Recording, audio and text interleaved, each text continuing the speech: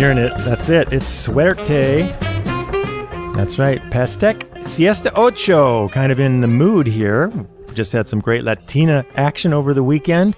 Charanga Tropical laying it down. Every time they start, it's just fun to watch the audience go, Cuban salsa music. And also Los Lobos really ripping it up. What a satisfying weekend for Fairfield. A lot of folks from out of town. Great vibe. And just a sweet weekend all the way around. Speaking of next on our agenda, we have, you have made it, I should say, to City Business. My name's James Moore. We are here with 4th City Council person Michael Halley, and we are going to catch you up to snuff as we do after each City Council meeting, the Tuesday lunchtime following, then Thursday dinner time, 6:30 p.m., and the following Monday at 6:30 a.m. We'd like to welcome and thank FMC for being here in the house. There was a silent thing there for you couldn't see. We do different things for radio and TV here because we're multi-dexterous, and I had to double in my coffee today. So, Michael, good luck, my friend. How are you doing? Michael Halley, welcome to the house. Thank you. How are we doing for City Business? Always something. You know, I'm learning a lot about city management and the lapse between city administrators now that we're currently... Now, wait a second. Aren't you going to go, oh my God, 8,000 people? Yes. There hasn't been that many people in Fairfield since that 7,000. Of course, well, Ragbri, we don't count. Well, I do want to toot the horn of Fairfest. I just got a dose. I stopped by City Hall right before this. And oh, you did? Got a dose of, do-si-do. So anyway, enough about that. But yes, what an amazing weekend. We had people from out of town. I had a friend visiting from Minneapolis, an old Fairfield resident, and there were a bunch of MUM and MSC grads coming in, and just people from all over. And the atmosphere was just so friendly and warm, and there were families everywhere. And I looked around Friday night. I said, this is part two. You can tell that this is bigger, better in every way. And the bands were awesome, and the weather, except for Sunday, was awesome. And although it's good to be able to weather the weather, whichever way it goes, and some nice action inside the Sondheim, which is such a wonderful facility to be involved too. Yeah, it worked out. And what really was extra special was that I remember when the Fairfest board came to the Public Safety Transportation Committee to ask for how long could we play music, and we didn't want it to be too loud, too late to upset the people who may not want to be up listening to music. But there were so many after parties downtown. I couldn't actually get to them all. There were so many, and I think that goes to show how these things tend to grow. You had the main stage, you had a secondary stage on the square on Saturday. You had inside the Sondheim. So that was like official Fairfest. And then these after parties. So I got to hear my favorite college band back from my college days, Bamboo. Fantastic. Both live on the stage, which was great. And then more intimately, more like back in the day, at Cafe Paradiso, Saturday night, where I danced till closing time because it was just that much fun. Well, it was their 20th anniversary reunion tour. Stephen Benson there as well. A big anchor. Last year they played, but it wasn't with Stephen. And I thought everything just quite exceptional. And of course, Mona Steck and that whole clan, Adam Steck, who contributed $10,000 this year from Steck Productions International. When he gives a double thumbs up, I got to see him right after introducing Los Lobos to the stage, Will the Wolf Survive? And they whip into that song. And I said to their road manager afterwards, were they planning to do that song? Because I thought, wow, what a coincidence. And they weren't. They just heard that, and that's how cool it was. Also to co-MC with Atama Radio's Carmen Pratt from La Onda Latina was just, it was just a remarkably sweet feeling. And they had a lot of folks showed up, got a lot of great press coverage. I think it really is a nice thing for the city, because the goal from this has been to create our own sort of Ragbri that people come to Fairfield for Fairfield every year. And if we can get 20, 30,000 with a 3 to 5 year plan, we feel like this is something in the right direction. And we want to thank so many people, but this isn't about that. We're obviously pretty excited to have seen so many people step up, including all those after parties. And I talked with someone, came out from Omaha, a publisher of a newspaper with his girlfriend. They said, we're going to definitely tell everybody, but not till we rebook our room. So that's I think that's a good sign. That is a good sign. Yeah, just everything went off without a hitch. There wasn't a single problem that I could see. And I will definitely remind Fairfest Board next time the lost local auction sales tax grant applications are ready. I'll make sure I will actually bring one, physically put it in your hand. There we go. We're thinking about putting one in now just to be ahead of the curve. Right. But it'll probably get anyway. It's a great thing, I think, for all of us that worked on it, and for the musicians, the vendors, the volunteers. Everybody had the same smile. Fairfield's a special place, and I think it really it's fun to celebrate community in that way. So that said, let's get into the city business at hand. Sure. Thank you. Well, this will be the highlights of the June 23rd regular city council meeting. We heard from Matt Bauman, who works for the Era 15 Regional Planning, who's helping us with the CDBG grant that we got. I was going to say I know what that stands for. You're working with the Bee Gees now? Like, the Bee Gees?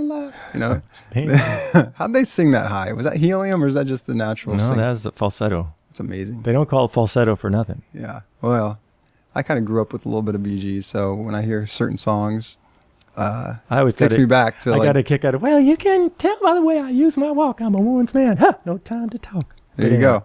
All right. I actually did that when they were playing at a club across from when I was in Madison, and the audience didn't like it. But at any rate, really, they thought I was making fun. I was just being myself. Yeah, no. Flattery, or what is it? Mockery is the highest form of flattery. I don't know, something like that. Something like that. So this grant is it's for downtown facade restoration. If anyone's remembers, we got $1 million. Well, actually, no. We got $500,000, and the total project is $1.1 million. So $500 from the grant. $500 has to come from the property owners who agree to participate, and the other $100,000 comes from the city. So we were just approving this organization administering the grant and helping with basically getting everything, all the ducks in a row. You have to get the property owners to sign off. You have to go to the next level of design. Right now it's preliminary, and then you go to real design. So we're hoping that all the work will be completed by next year.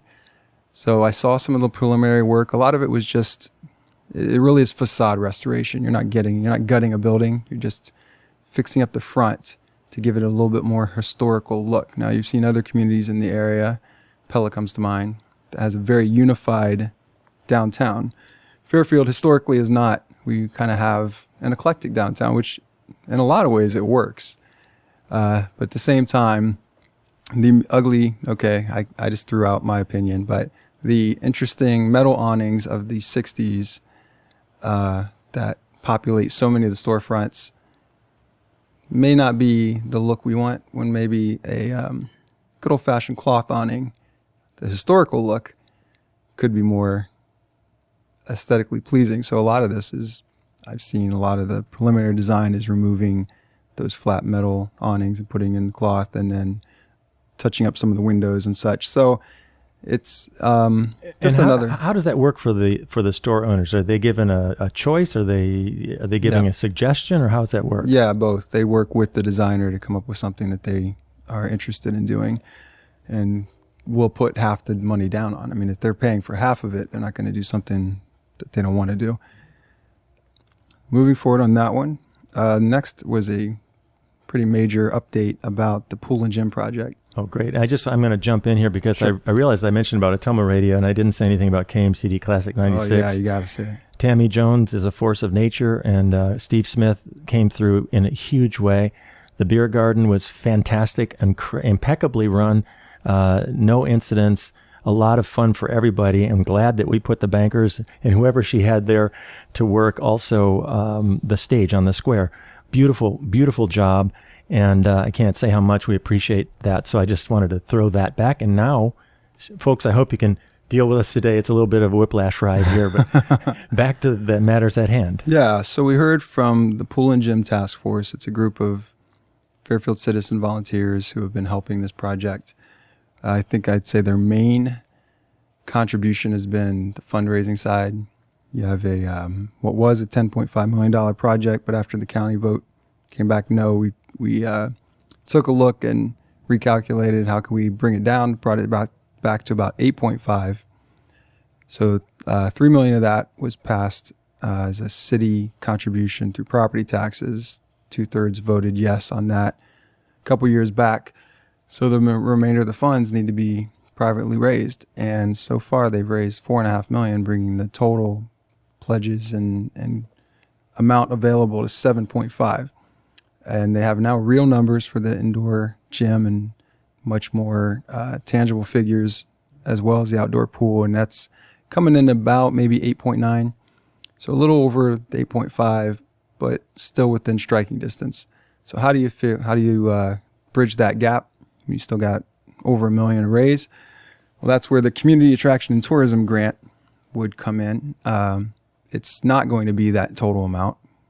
Most likely, I think we applied for 1.2 and then found out later they don't ever give much to pools. For some reason, don't look as an outdoor pool as a real tourism draw. I think it's more kind of considered a standard. Now, if you put a Ferris wheel there, so we were talking with our sound company. These guys take Ferris wheels around everywhere. Oh, really? Yeah. Ferris wheel in a pool could be. I'm just saying, it could be something. They were going to Jimmy Baker. Remember Jimmy Baker, the religious guy? They were going to some special event that he's still going. But anyway, he is. Back to the pool. So back to the pool.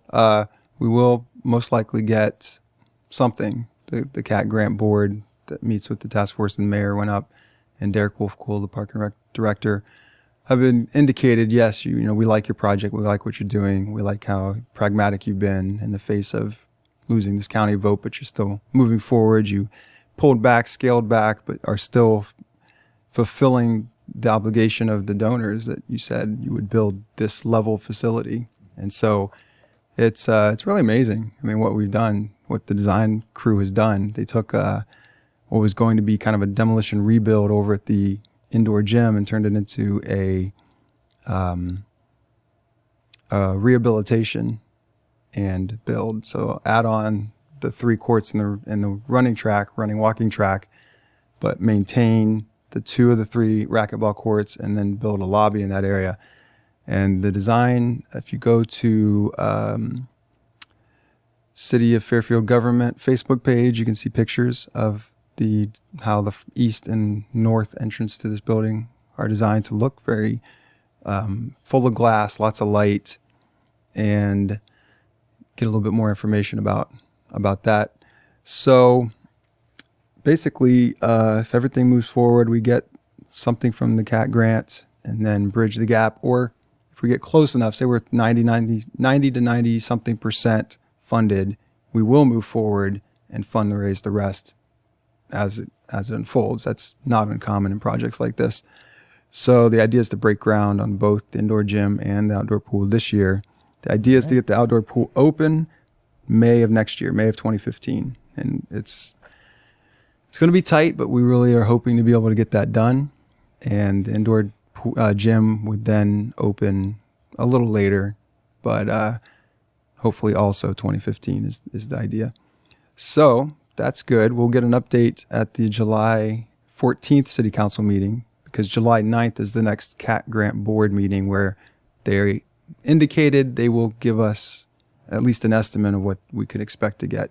Great. Well, good on moving on that. I want to remind listeners you're listening to Michael Halley, who is 4th Ward City Councilman there, and I'm James Moore. This is City Business. We bring it to you after each City Council meeting, and you can catch it lunchtime, Tuesday, dinner time, Thursday, or the following Monday, 6:30 a.m. in the morning. So we'll keep on. I know you've got some more stuff there. Yeah, a few more things. I was very glad to finish the last piece of the puzzle for the city's responsibilities for the Blue Zones Initiative. The Blue Zones Initiative for a community is broken down into 6 sections, including grocery stores, restaurants, schools, workplaces, city policy, and overall buy-in from the community in terms of people pledging. And for our listeners, not our viewers can see we're both wearing blue shirts. Coincidence? I think not. No, we're really in tune. So I think I said 6, but I think I might have only listed 5. But whatever the 5th one is, I'll remember it at some point. Okay. But I know there were in other 6. words, it's broken into these categories. Yes. And we've moved to the... Yeah, we finished the grocery, got that one knocked out. I helped finish the restaurants recently. And now this is the last piece of the puzzle for city. So 3 down, 3 to go.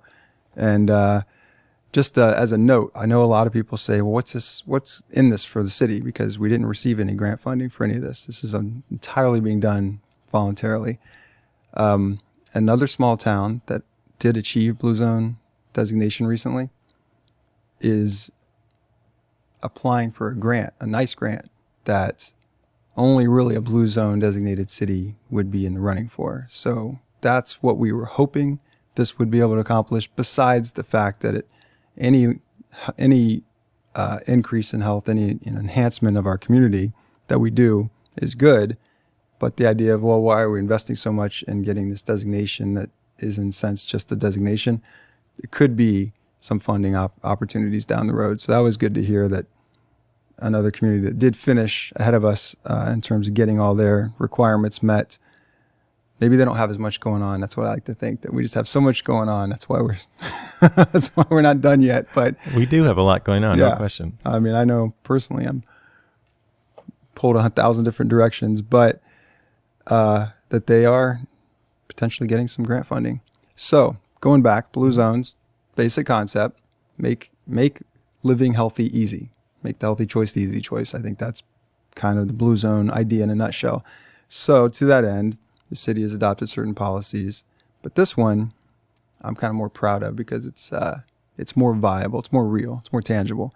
It's a updated master bicycle and pedestrian plan, and they wanted to include projects that are very real. So the 4 projects that are included in this plan that we are taking action on, the first one is pedestrian crossing upgrades at 12th and Burlington. That's there by Hy-Vee and what's it called? The Pizza Ranch. Mm-hmm. Thank you. I'm really bad with remembering names of things. Well, when you're old like us, we remember different names. Exactly, right. Yep, Pizza Ranch. And by the way, when I say old like us, I'm using the us loosely because some of us are quite a bit older than others here. Well, which we would do, be me. but we do remember that there were different businesses in different locations, and sometimes it is hard to keep up.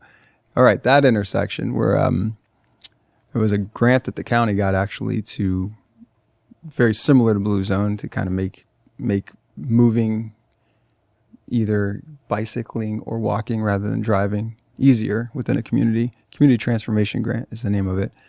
So they're responsible for the flashing lights along where the trail system crosses a busy road. There's some solar powered flashing lights that was provided by that grant.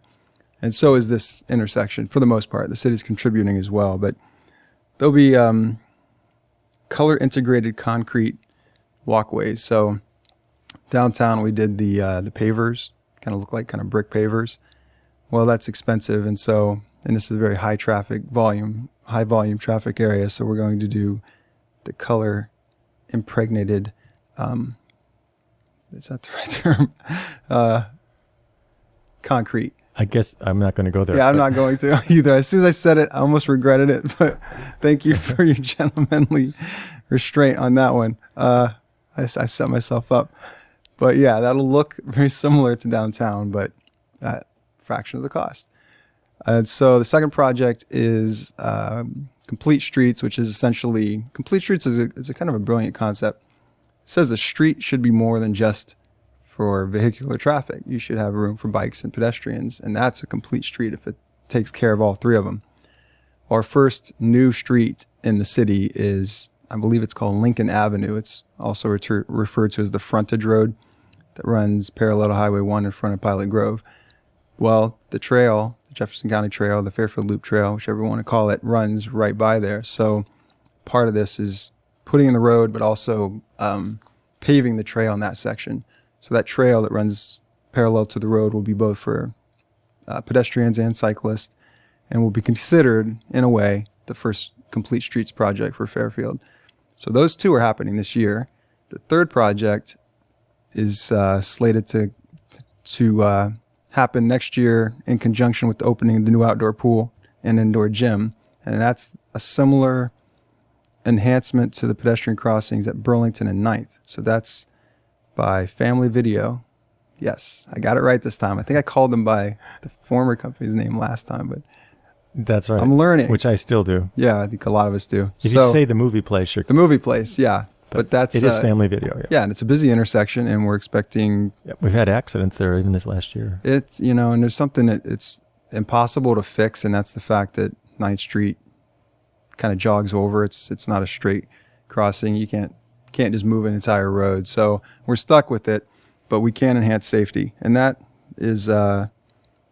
I'm sure that hasn't been designed yet, but that's going to be slated for next year. And then the fourth project is a little bit more long-term, but it's been talked about for a long time. The idea is ultimately that South Main from Fillmore to Libertyville Road would be, instead of just the 2-lane traffic, or actually from Fillmore all the way to the bypass, would be 3 lanes. So 2 lanes and a turn lane in the middle. And then there at the intersection of South Main and Libertyville would be a roundabout. I just watched a video actually on Facebook that was very fascinating. It was the Mythbusters, and they set up both a roundabout and a 4-way stop. So 4-way stops are kind of the standard in the U.S. Roundabouts are standard in Europe. And they ran how many cars could get through in a 15-minute period. And the roundabout kicked the 4-way stops behind badly. And so the roundabout, I'm telling you, it's the wave of the future. We're going to see more roundabouts about. And sorry, that was a James joke. So Hey. It's rubbing off on me. Yeah. Well, no, it's an interesting one because they have those in France and a lot of different places in Europe, it seems. Yeah. Europe's big on them. All right. So that was adopted, and keep your eyes open for those projects in the future. Very interesting. Mayor's report, he appointed 2 groups. The Housing Task Force, this is to take the housing assessment that the city, FEDA, and Chamber went in on together and now make it actionable. What are we going to do about it? So he appointed Tammy Dunbar, John Meyer, Dan Sullivan, Aaron Kness, John Olson, Deb Cardin, and Adam Plaguey to that group. So we approved it. The council approves. That's how it works. The mayor recommends, council approves. And then another group that he said will be short-lived because it's a relatively small task that they're working on is called Connect Iowa Committee. And that's Linda Stallone, Rustin Lippincott, Adam Plaguey, Ginny Hughes, and Doug Flournoy from the city council. And that has to do with getting a designation as being a well-connected city in terms of broadband and internet, which we are. So it's more probably just formality. Of course, Linda Stone works with Lisco. Yes, exactly. All right, I got to do this quickly because we still got 175th, dude. Due for a bad haircut really badly. So not a bad haircut. I mean a good haircut, but I need it badly. There you go. All right, that's right. 175th. That's right. That's the last thing I want to talk about. On July 3rd. There we go. All right, now I think you're going to expect some post-production additions to this, but no, I heard him practicing. July 3rd, it all starts with a business after hours at Carnegie Museum. They've expanded the museum. They have a Lee Gobble exhibit. There'll be wine and cheese if you're into that kind of thing. Then Friday, Art Walk, July 4th. We'll have vendors, live music, all the fun stuff you come to expect. That'll be downtown on the square. Saturday the 5th, Farmers Market will have some historical activities. Then that afternoon, starting at 4, Waterworks Park will be the place to be. Oh, yeah. Food vendors, outdoor music. Some special bands I hear. Yeah, we've got Jefferson County Green Band. Yeah, and you know what? I play in that damn band. You know what else? Oh, you're the new guy in the band. I've been there about 6 months. But we're also playing the Des Moines Art Festival with 10,000 Maniacs. Same stage on Friday, this Friday, if you're listening. For real? On Tuesday or Thursday. Yep. It's, let's see, Chad Elliott and Jefferson County Green Band, Bonnie Finke, and Envy Core. Tomorrow night, Saturday night, the headliner, Bo Deans. But how about that? Sharing the stage with 10,000 Maniacs. I love Check those it guys. Out. Yeah. Yeah. Amazing. All right. Well, you guys are 5 Maniacs? We're 6 if you count 6. Michaela. Yeah. She's kind of a different category. 5.5. Yeah. No, definitely 6. All right. So July 5th, come down to Waterworks Park. Yes. How about that though? You got some East of Omaha is the other. But you also have some special fireworks, right? More fireworks, bigger Yeah. fireworks, better fireworks. I don't know, just more fireworks. More, better, bigger? Just more. We paid a little more than we have in the past Cool. to make it extra special. And then Excellent. Sunday the 6th, downtown again, car show. Haven't had a car show in a yeah. while. And live music. And we'll name the winners of the quilt, the Fairfield 175th commemorative quilt that's got, you can go online on the Facebook page, Fairfield Celebrates 175th. See a picture of it. It's got the Bonneyfield cabin in the middle. It's very delightful. So, And you're not wearing your 175th T-shirt, I guess. no. Maybe underneath It's not that. Casual Friday, so Oh, I there can't you get away with it. This is my... But it's cool. The banks, everybody on board in a big way. 175th, that doesn't come around very often. No, about 175 years. That's what I was going to say. Well, we're out of here. Michael's got to go. Michael Halley, this is James Moore. Jason Strong, softly in the background. And thank you, FMC, for being here. And crew, you kill me. Don't stop till you get enough. Don't stop till you get enough.